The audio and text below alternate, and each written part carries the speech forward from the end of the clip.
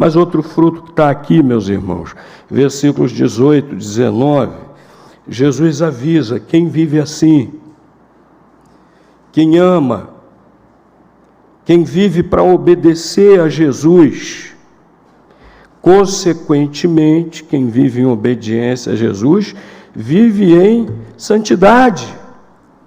Separa-se do pecado. Santo significa, literalmente, separado. Então, quem obedece a Jesus, obviamente, separa-se do pecado, né? Por isso que ele diz aqui, versículos 18, 19, se o mundo vos odeia, sabei que primeiro do que a vós me odiou a mim.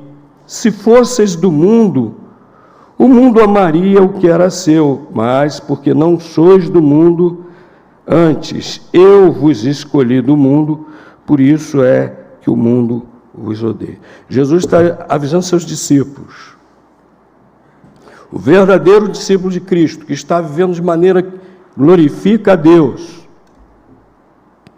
ele não é amado pelo mundo, pelo contrário, muitas vezes é até perseguido. E Jesus explica aqui o motivo: olha, perseguiram a mim, vão perseguir a vocês.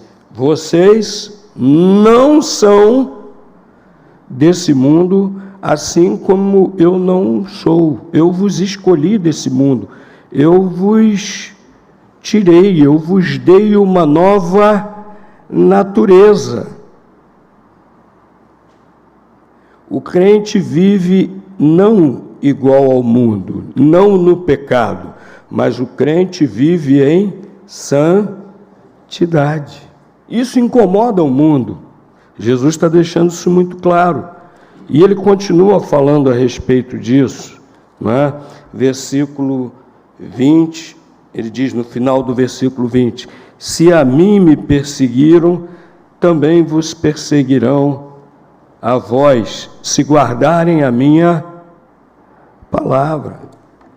Quem vive em obediência a Jesus e, portanto, vive essa vida de santidade, o mundo persegue.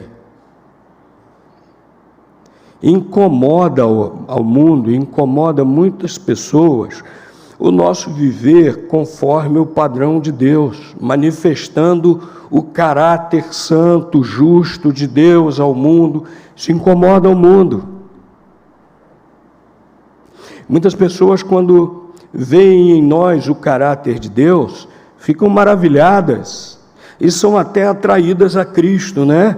O Senhor Jesus diz aqui no capítulo 13: nisto conhecerão que sois meus discípulos, se vos amardes uns aos outros. E no capítulo 17 ele ora a Deus pedindo que nós sejamos um, a fim de que o mundo creia.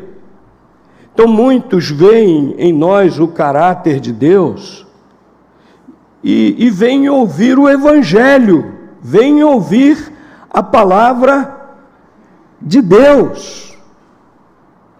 Mas, de maneira geral, Jesus está deixando aqui muito claro, de maneira geral, a sociedade, o mundo, odeia o crente, porque o crente, com esse padrão diferente do reino de Deus, esses valores diferentes do reino de Deus, essa santidade do reino de Deus incomoda. Coloca as pessoas diante do espelho. Elas se veem como são, elas se veem como deveriam ser, não é?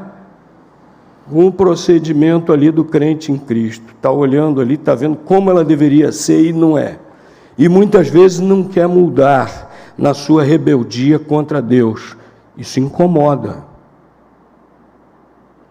Olha, o crente que tem uma maneira de viver que não está incomodando as pessoas, sem abrir a boca. Sem abrir a boca, a gente incomoda já. O crente que está tendo uma maneira de viver que não está incomodando ninguém, tem alguma coisa errada.